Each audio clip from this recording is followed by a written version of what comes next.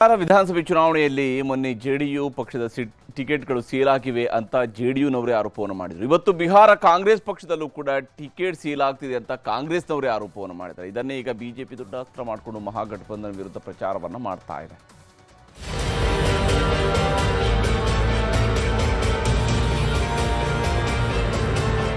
ಕಳೆದ 5 ದಿನದ ಹಿಂದೆ ಬಿಹಾರ ಚುನಾವಣೆಯಲ್ಲಿ ನಿತೀಶ್ ಕುಮಾರ್ ಪಕ್ಷ ಜೆಡಿಯು ಟಿಕೆಟ್ಗಳನ್ನು ಸೇಲ್ ಮಾಡ್ತಿದೆ ಅಂತ ಜೆಡಿಯು ಟಿಕೆಟ್ ವಂಚಿತರೇ ಆರೋಪ ಮಾಡಿದ್ರು. कैसे ये हमारे सैकड़ों साथी कहते हैं कि पैसा बेच दिया गया, 20 लाख पर बेच दी गई. ये हमारे सभी साथी कह रहे हैं. नीतीश कुमार पर ही बहुत बड़ी दाग है कि जवाब है कि आप पैसा लेकर टिकट दिया हो. और वहाँ टिकट बार अभी 3 आदमी ने बेच रहा है. ये पार्टी जेडीयू का था, लव कुश की पार्टी कहलाता था, और आज इन्होंने ये ललन सिंह, संजय झा और विजय चौधरी ने पार्टी को बर्बाद कर रहा है. ಜೆಡಿಯು ಪಕ್ಷದ ಟಿಕೆಟ್ ಸೇಲ್ ಆಗ್ತಿದೆ ಅಂತ ಕಾಂಗ್ರೆಸ್ನವರು ಅವತ್ತು ಸೋಷಿಯಲ್ ಮೀಡಿಯಾಗಳಲ್ಲಿ ಸಿಕ್ಕಾಪಟ್ಟೆ ಟ್ರೋಲ್ ಮಾಡಿದ್ರು. ಆದ್ರಿವತ್ತು ಇದೇ ಬಿಹಾರದಲ್ಲಿ ಕಾಂಗ್ರೆಸ್ ಪಕ್ಷದ ಟಿಕೆಟ್ಗಳು ಸೇಲ್ ಆಗ್ತಿದೆ ಅಂತ ಕಾಂಗ್ರೆಸ್ ಟಿಕೆಟ್ ವಂಚಿತರೇ ಆರೋಪ ಮಾಡ್ತಿದ್ದಾರೆ. ರಾಹುಲ್ ಜಿ ಚಲಾಯೆ ವೋಟ್ ಚೋರ್, हम चला रहे हैं टिकट चोर. ये टिकट चोर सब जो है टिकट बेच के करोड़ों करोड़ में टिकट बिक्री हुआ है.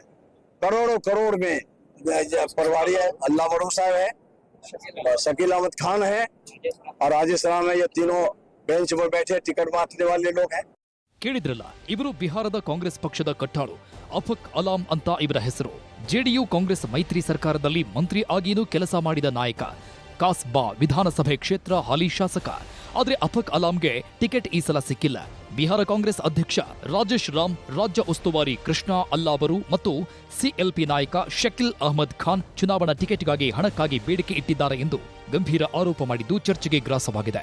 ಈಗ ಬಿಹಾರ ಬಿಜೆಪಿಯು ಆಡಿಯೋವನ್ನು ಸಾಮಾಜಿಕ ಜಾಲತಾಣಗಳಲ್ಲಿ ಹರಿಬಿಟ್ಟಿದೆ.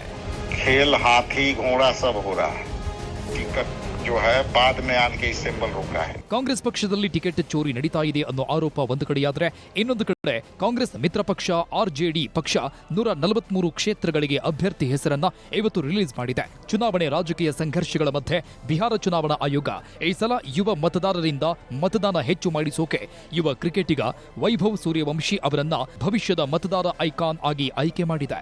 ಮತದಾನದ ಮಹತ್ವವನ್ನು ಜನರಿಗೆ ತಿಳಿಸಲು, ಜಾಗೃತಿ ಮೂಡಿಸಲು ಸೂರ್ಯವಂಶಿಗೆ ಭವಿಷ್ಯದ ಮತದಾರ ಐಕಾನ್ ಆಗಿ ಆಯ್ಕೆ ಮಾಡಲಾಗಿದೆ. और विधानसभा चुनाव में मतदान कीजिए.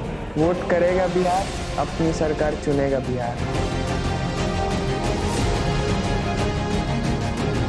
Bureau report, news 18.